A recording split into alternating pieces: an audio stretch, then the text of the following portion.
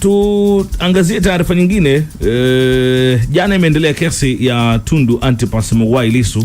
Ndio niliona jana. Ile kesi ambayo ilikuwa ni ya kupinga juu ya kutokupewa faragha ya kuonana na mawakili wake. Na jana shahidi ambaye ameujiwa alikuwa ni wakili Kulwa Maduhu. Naelewa takriban saa 2 kuhusu hiyo ya hizi kesi zinachanganya hizi. Unaweza kuona Lissu kwa maana ukajua ni kesi ya uhaini, kumbe ni nyingine imefunguliwa katikati ya kesi. Sasa ni kesi ya mwenyekiti wa Chama cha Demokrasia na Maendeleo Chadema Tundu Antipas Lissu ambaye ametumia takriban saa 2 kumhoji kwa maswali ya dodoso wakili Kulwa Maduhu katika shauri la katiba la kikatiba linalopinga hatua za jeshi la magereza zinazodaiwa kuzuia mawakili, ndugu na viongozi wa chama hicho kumwona akiwa mahabusu. Na kwa mujibu wa shahidi, kwa maana ya Kulwa Maduhu mwenyewe, amekiri kwamba aliwahi kumtembelea Lissu katika gereza la Ukonga mara 3 na kuruhusiwa kumuona katika mara 3 aliruhusiwa kumuona, lakini baadaye alizuiwa kuendelea kufanya hivyo. Kwa kuna zile mara ya kwanza kaenda kamuona, safi, wamezungumza mara 2 mara 3, kuanzia siku zinazofuata mara baada hizo 3 kumalizika alizuiwa kumuona. Na Lissu alimuonesha pia kumbukumbu mbalimbali za wageni ambao waliowahi kuingia gerezani na viapo vilivyowasilishwa na mkuu wa gereza la Ukonga, huku Maduhu akithibitisha kuwa katika nyakati tofauti mawakili wengine pia waliendelea kuruhusiwa kumuona isipokuwa yeye tu. Kwa kuna wengine waliendelea kumuona lakini yeye hakuruhusiwa. Yeye ndo hakuruhusiwa. Kesi itaendelea leo. Kesi itaendelea leo. Ambapo huyo hapa Lissu. Wewe unaonekana kabisa. Ambia haya ni mwanga. Mwanga kuzua. Kuna ni mwanga kuzua. Haiko kuja. He's a victim of kuzua wewe naye. Unajua? Sasa wewe unajua hizo kanyaga. Ongea kama hizo sasa. Afai. Hizo la kuzama kabisa bwana. Afai. Sema yataisha. Sema na yataisha. Lakini serikali imepinga. Serikali kwamba haizuiwi. Baada ya Lissu kumaliza kumhoji shahidi wake, wakili wa serikali mwandamizi Stanley Kalokola alianza maswali ya dodoso kwa niaba ya wajibu maombi, ambapo wakili Kalokola alihoji iwapo baadhi ya madai yaliyotolewa na wakili Maduhu wakati wa ushahidi wake yalikuwa yameainishwa kwenye hati ya madai ya kiapo chake.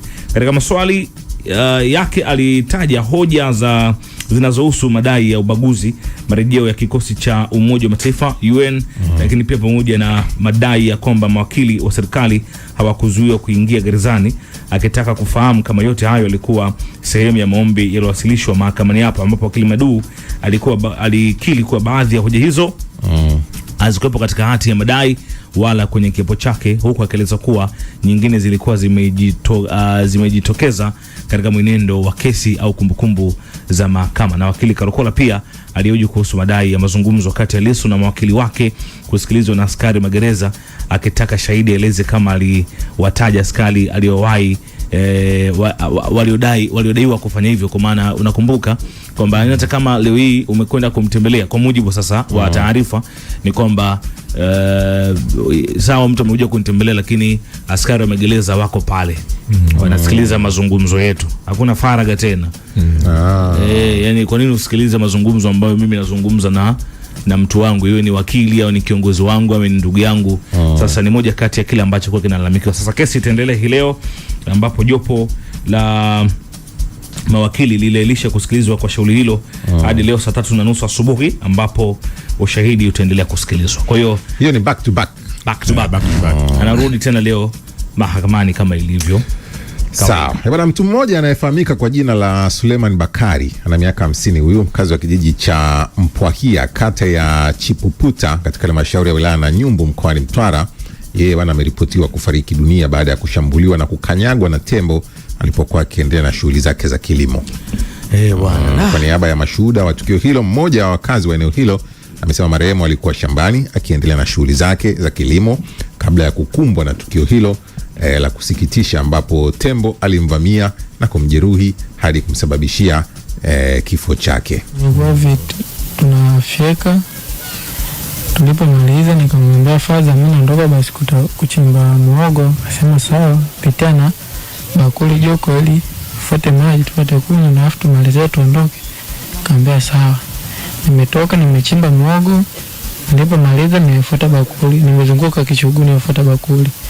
Kabla sijaichukua bakuli, sijafika eneo la bakuli, nasikia na gumia tembo.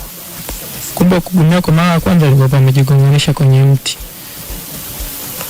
Sasa alipojigonganisha na akipofanya kazi Faza, tuseme kama watu 7 hivi.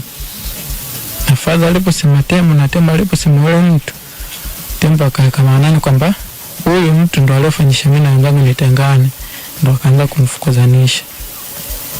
Alipomfukuzanisha ndo paka ikawa hatua hii hapo, paka amefika shamba la jirani yetu, na ndo ikafika hatua paka kumuumiza na kumuua. Kwanza waweza shuhuda ya kisimulia. Changamoto kubwa ni unajua, wataalamu wa wanyamapori wanakuambia tembo ukiona amefika sehemu hajafika hapo kwa bahati mbaya, unasema ni njia yake. Yani hiyo njia alishawahi kupita hata miaka 20 iliyopita. Ni kwetu nyuma ya nyumba yetu kuna njia ya tembo. Tunaita kabisa njia ya tembo. Njia ya tembo. Kwa unakujaga. Huwa ni tukisikia tu tembo bwana wako mtaani, hiyo eneo tukae kwa sababu ndo wanapita hapa. Kwa hiyo inamaanisha nini mliwafuata tembo? Sasa inawezekana wakati wanapita hapo waliopita mara ya kwanza ndio waga wengine wote wanafuata kupita njia hiyo.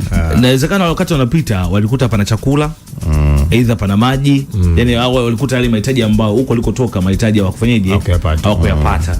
Sasa ni vitendo ambavyo vinarithishwa, yani wanarithishana kwamba tushapita pale tukakuta pana chakula, tukakaa tukala tukashiba tukaondoka, tukaendelea na safari. Kwa hiyo leo akikuta kuna makazi ya watu, wanasema hapa makazi ya watu haya wametuvamia sisi, yani sio wao, nyinyi ndio kwamba sisi ndio wametuvamia, ila yeye kwa sababu anakumbuka mahitaji yake ya msingi aliyapata pale. Au ni njia yake. Hiyo ni njia yake ambayo alipita. Kwa sababu kwa mfano kama hii taarifa ni kwamba kwa mujibu sasa wanayesimulia, anakuambia yule tembo kabla hajafanya yoyote alidhani kwamba yule alienda kumkanyaga amefukuza ndugu zake. Ndio maana alipata hasira na kufanya kile ambacho alikifanya. Lakini changamoto ambayo maeneo mengi sasa yale ambayo yanapatikana karibu na hifadhi wamekuwa wakikabiliana changamoto hiyo. Lakini wamekuwa wakilalamika sana kwamba tunaomba basi hao wavunwe. Yaani kama ambavyo leo hiyo wanaweza wakavunwa boko, basi pia na wavunwe kwa sababu wamekuwa na athari kubwa. Kwa kule kwetu siku hizi kidogo naona kwa sababu wale walikuwa wanatoka Kenya. Ndani siku hizi wamezuiwa. Tuna miaka kadhaa tujakutana tujawaona. Watakuja na hisi wamezuia, ila usiku wakiachiwa basi njia ndio hiyo hiyo.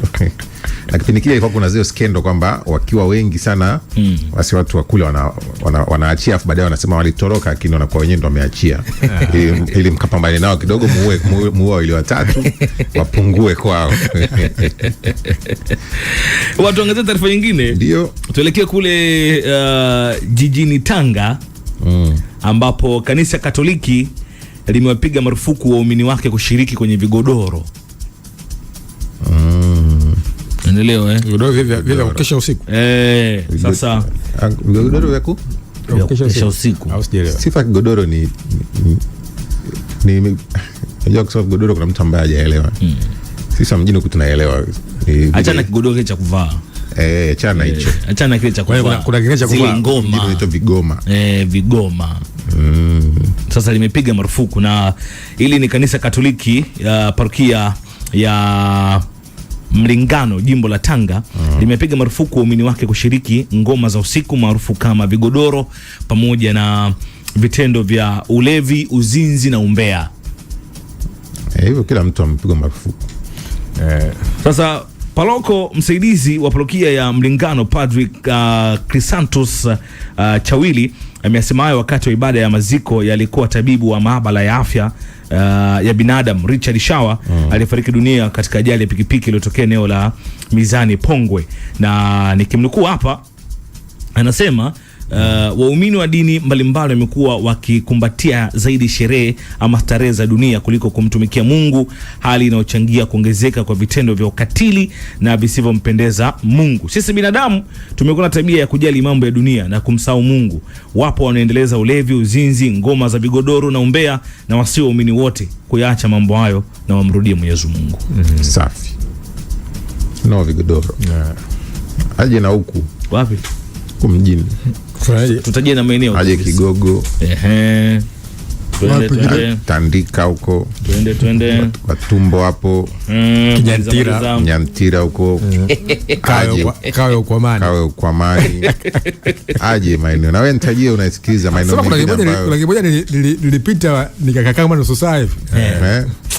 Kaenjoy. Nilienjoy sana. Uliona nini? Nini ambacho ulienjoy zaidi? Nilipenda watoto wanapocheza, wanafurahi. Unajua ni kama ni utamaduni, naweza ngasema utamaduni wa Kiswahili. Kule nyimbo zinawekwa speed, yani